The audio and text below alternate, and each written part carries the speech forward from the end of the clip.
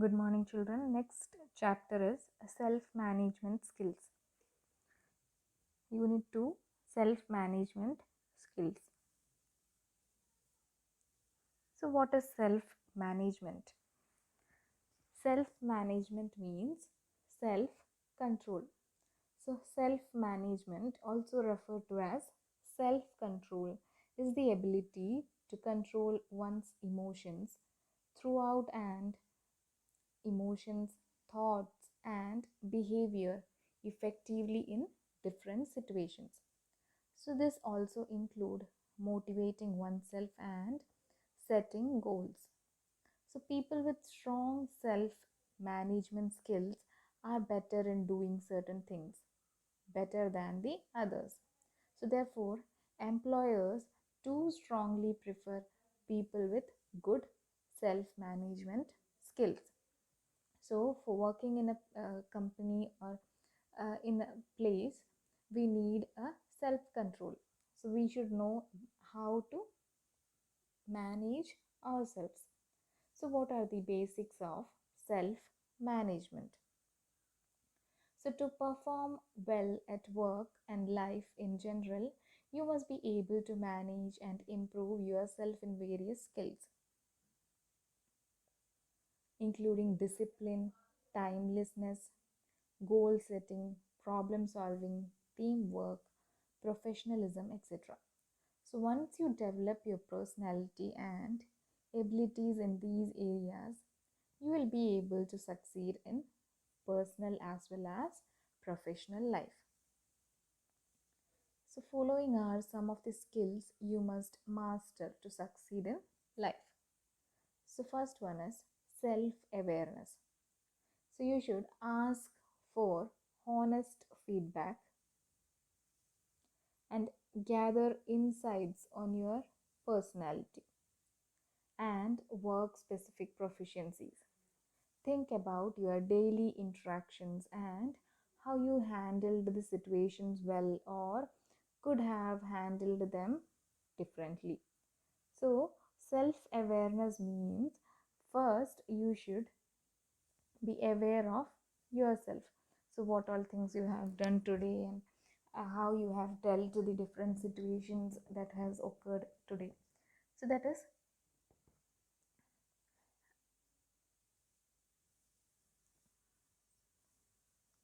self awareness.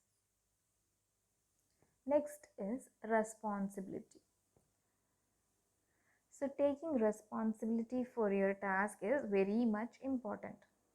Taking ownership is the step towards self development.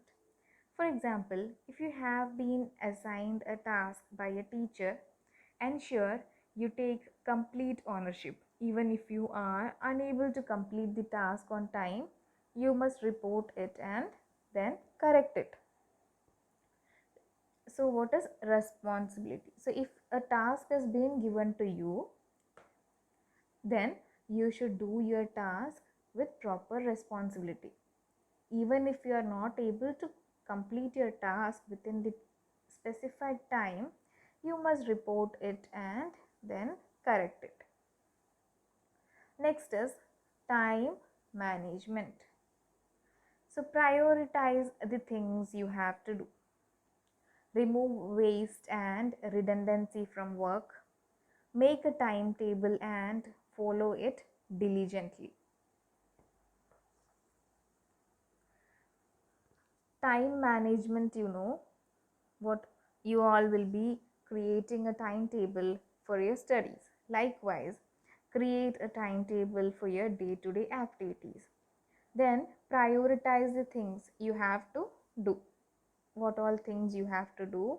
Then remove the waste and redundancy from work. Remove what all things you have done 2 or 3 times.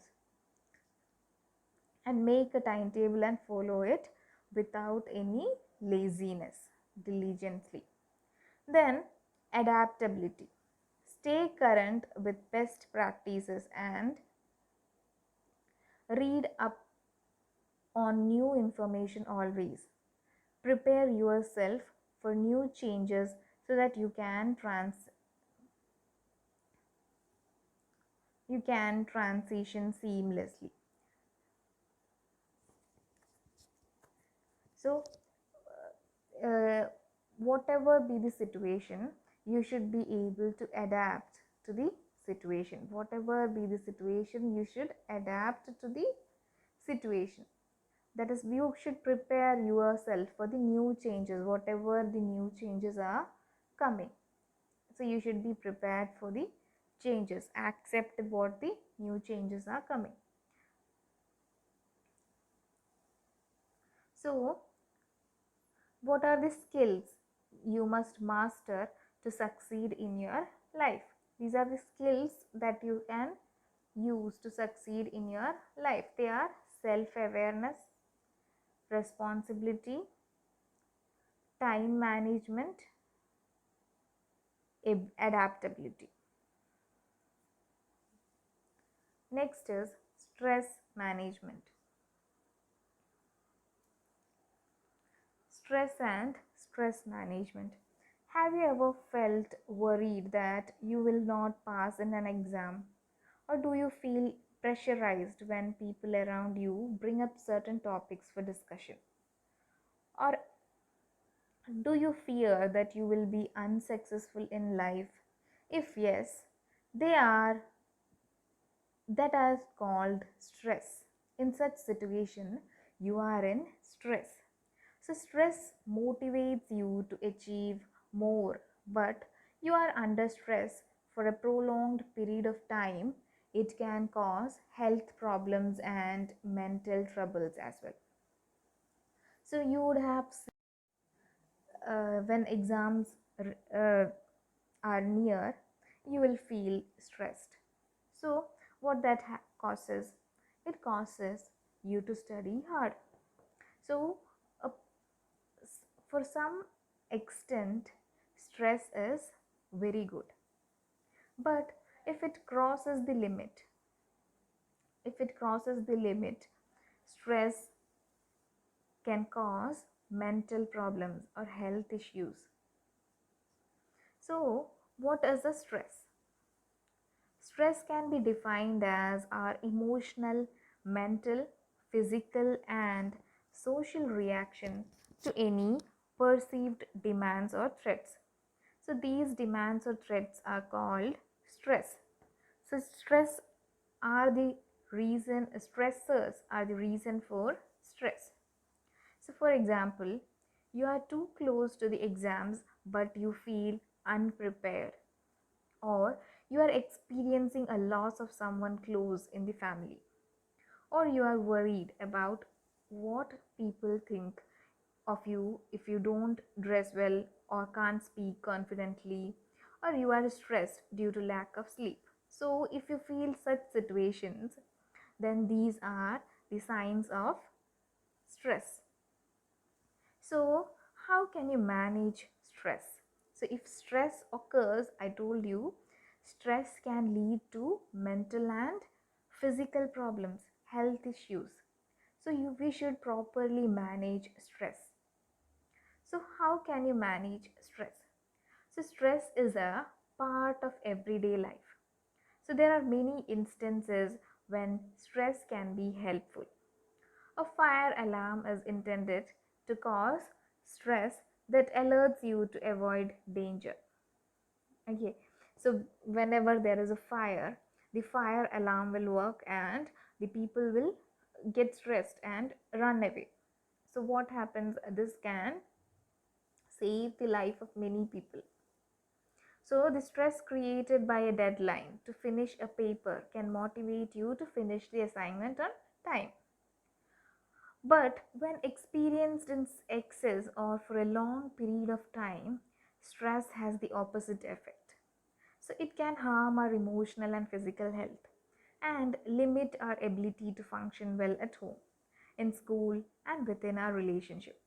So managing stress is about making a plan to be able to cope effectively with daily pressure. So the ultimate goal is to strike a balance between life, work, relationships, relaxation, and fun. So in life, we should have a balance between our life, work, relationship, relaxations, and funs.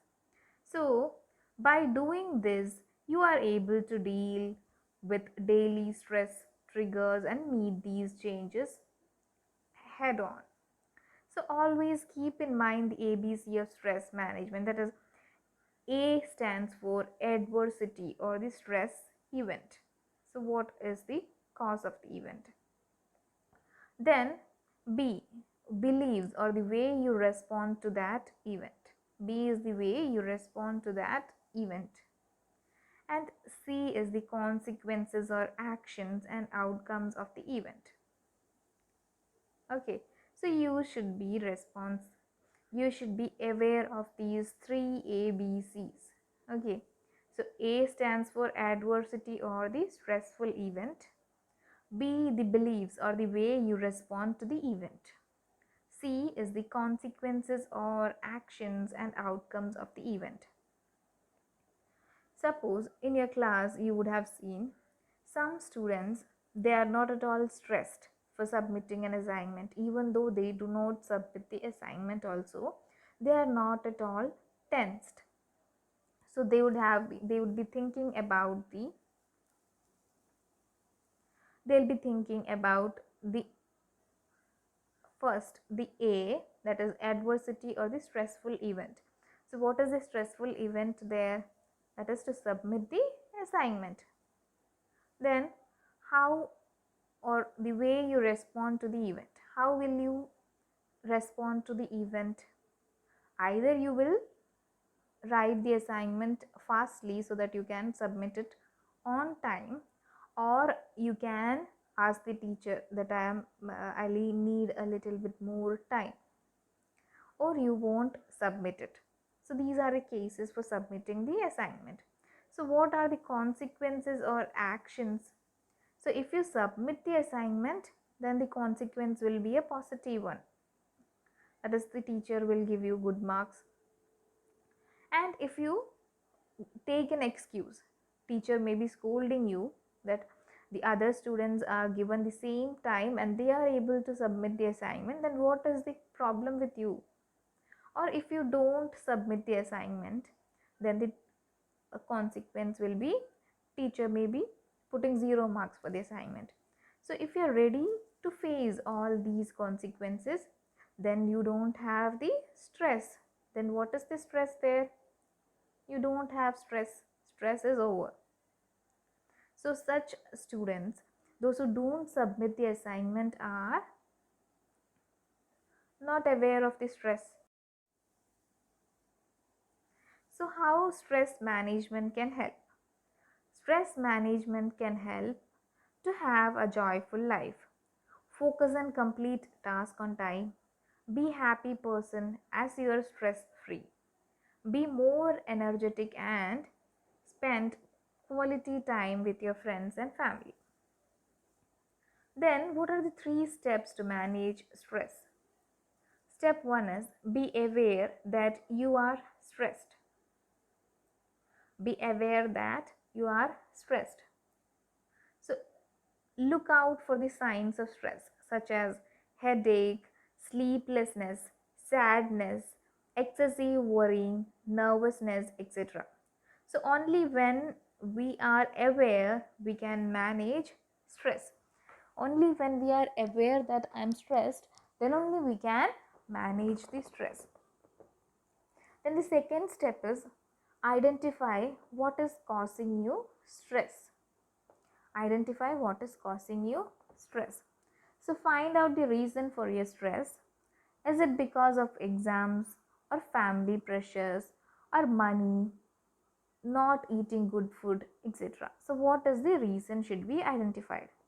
Then step 3 is apply stress management methods, like use time management tools to manage your time well.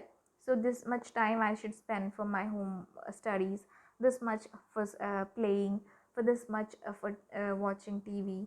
So likewise you should manage your time. Then focus on the important task and get them done. So first of all, you should think of what are the important tasks to be done today. Then after that, you should do that important task first. Then take time to relax by exercising, watching movies, or any other activity which can help you feel relaxed. So what are the 3 steps to manage stress? First, you should be aware of the stress, what is causing you stress. Then identify what is causing you stress. Then apply stress management methods. Then management techniques. What are the different stress management techniques? So here are few simple stress management techniques. First one is time management. That is, you should have a proper timetable uh, uh, which should have what all works you should do within this day or this week. So proper time management is one of the most effective stress relieving technique. Then physical exercise and fresh air. So healthy lifestyle is essential for students. So stress is generally lower in people who maintain a healthy routine. So doing yoga, meditation and deep breathing exercises help in proper blood circulation and relaxes the body. So even taking a walk or playing in the park will help you a lot of fresh air, get you a lot of fresh air, fresh oxygen, which will help you become more active. The next is health. So having a healthy diet will also help you reduce stress. That is, eating a balanced diet such as dal, roti, vegetables and fruits will give you the strength to your daily work effectively. Then positivity. So focusing on negative aspects of life will add more stress. Instead, learn to look at the good things and stay positive. For example, instead of feeling upset over scoring less in a test, try to maintain a positive attitude and look at ways to improve the next time. So you should check in which all things I have lost the marks. So next time I'll focus on those things. Sometimes you would have lost marks in spelling mistakes. So you should correct your spellings.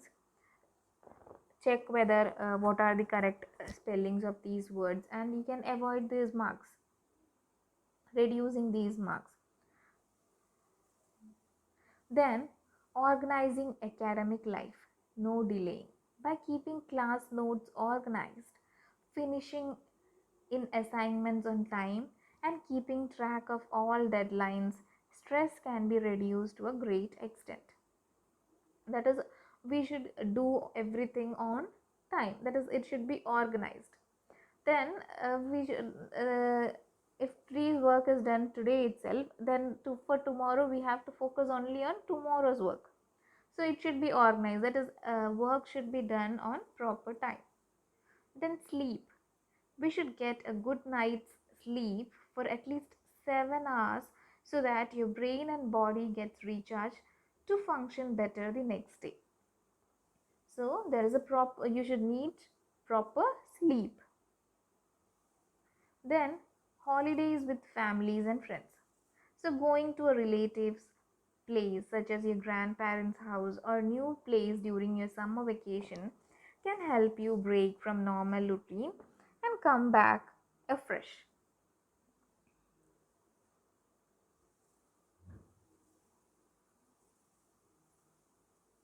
So what are the management techniques? First is time management, then physical exercise and fresh air, then healthy diet, then positivity, organizing academic life with no delay, then sleep, holidays with family and friends. Next is ability to work independently. So if you can become a calm and relaxed person, you will have the ability to work independently, which means become self-aware, self-monitoring and self-correcting. That is, you can do your work independently, that is without depending on others. That is, you itself are self aware that I have to complete my task within this time, and I should work, I should not make any mistake in my work. So you are creating a responsibility in yourself. Then knowing what you need to do, you should be knowing what all things you have to do. Then taking the initiative rather than being told what to do. So you are deciding what all things to do rather than your parents controlling you. That is, learn this, today you have to learn this, or today after 12 o'clock you have to study. That all things are controlled by yourself. Then recognize mistakes and not blaming others. You should not blame others, and you should identify that the mistakes are made by you. Having the ability and the will to learn continuously.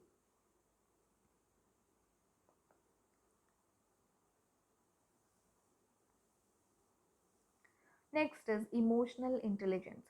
So, emotional intelligence is the ability to identify and manage one's own emotions as well as the emotions of others. So, it is generally said to include at least three emotional skills. So, emotional awareness, harnessing emotion, managing emotion. So, emotional awareness is the ability to identify and name one's own emotions. So, you should be aware that what type of emotion is there on you. Then, harnessing emotion. So, the ability to harness and apply emotion to tasks like thinking and problem solving.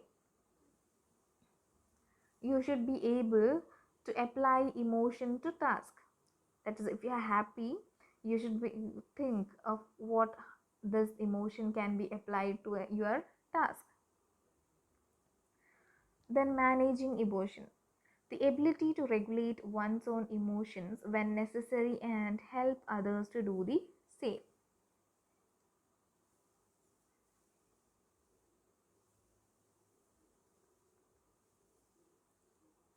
So we should manage our emotions and we should control our mind. So let us take an example that Ravi and his best friend Shiv have been practicing for the annual school dance competition. So they are both performing solo. On the day of the competition, Shiv won. So Ravi felt extremely sad and dejected. He shouted at Shiv unnecessarily, cried, and also did not talk to his parents for 3 to 4 hours. On the contrary, if Ravi would have been emotionally intelligent, he would have accepted defeat gracefully and done better in the next competition. So, being emotionally intelligent enhances our chance of success and a balanced life. So, some steps to manage emotional intelligence are: understand your emotion, that is, observe your behavior and note the things you need to work on. So, you can then work on the things you need to improve. Then, rationalize, that is, do not take decisions abruptly. Be rational to your thinking. Then practice. Do meditation and yoga to keep yourself calm. So by keeping in these three things, you can control your emotions.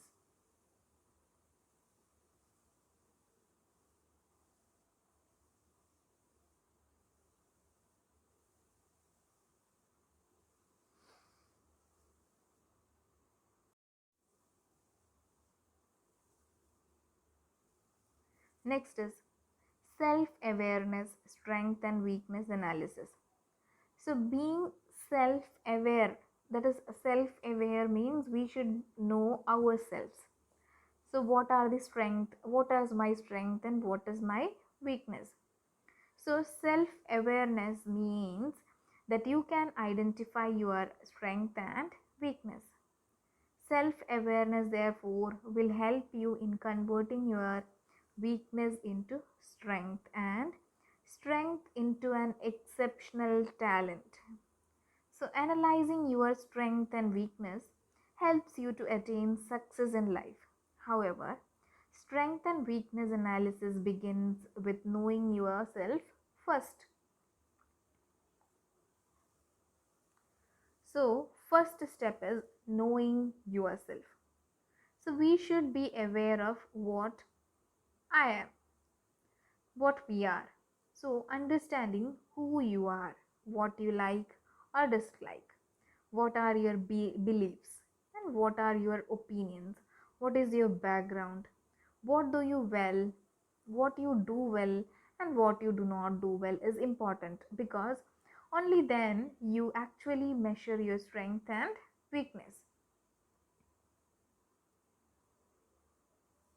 Then, strength and weakness analysis. So, understanding who you are means looking outside your characteristics, such as your name, qualification, and interpersonal relationships.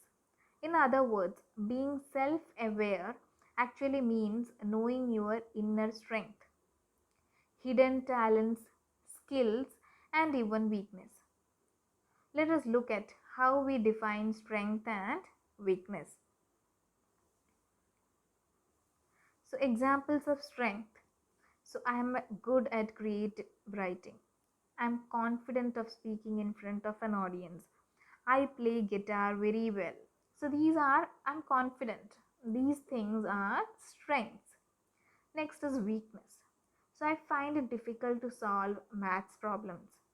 I would like to speak English fluently. I do not like to lose in any game or sports. So, these are weakness. So, by understanding ourselves, we can know what we can or we cannot do. So, based on the information, we can plan the next steps to improve ourselves. By improving, we will become confident to what we do. So, technique for identifying our strength and weakness. First is finding strengths or abilities. Think of anything that you are always successful at, and think about what others like in you, and take out time and think about what you do well. Then, how to find the weaknesses. So, weakness are point out the areas where you struggle and the things you find it difficult to do. Then, look at the feedback others usually give you. That is, be open to feedback and accept your weakness without feeling low about it. Take it as an area of improvement. So, you can find your strength and weakness once you find answers to the questions given here. So, how am I different from others? Or what do I do better than others? What do other people admire in me? What makes me stand out? What do I worry and struggle? Where, how, and why do others perform better than me? What advice for improvement do I often receive from others? So, if you answer the questions of these questions, then you will be able to identify the strength and weakness. So, difference between interest and, that is, strength. So, things that you like to do in your free time that makes you happy are interest. Then abilities are an acquired or natural capacity. Then things you are curious about or would do even if no one asked you to do. Then ability enables you to perform a particular job or task with a considerable proficiency. So, things you want to learn or would like to do in the future. When your interests do not match your ability, you can either improve your abilities or follow some other path. For example, you may like music, but you may not be good at singing. In that case, you do not try to become a singer.